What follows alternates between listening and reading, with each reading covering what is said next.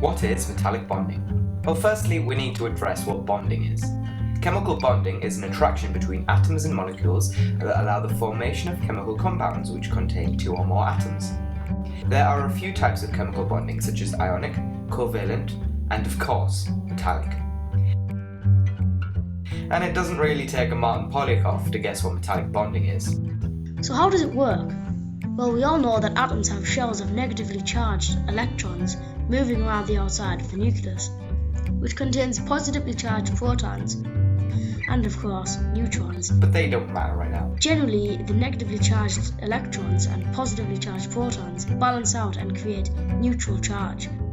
But the main goal in life for an atom is to have a full outer shell of electrons, and generally, they don't. Take magnesium for example. It has 2 electrons on its outer shell, making it incomplete. So it loses these electrons to make a full outer shell, and it becomes a positively charged ion.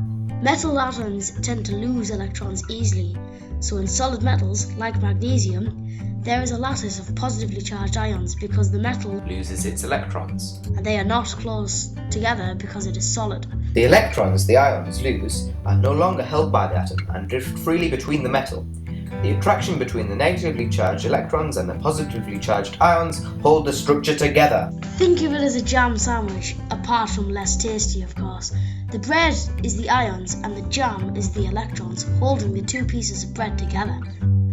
This can often be described as a lattice of positive ions in a sea of freely flowing electrons.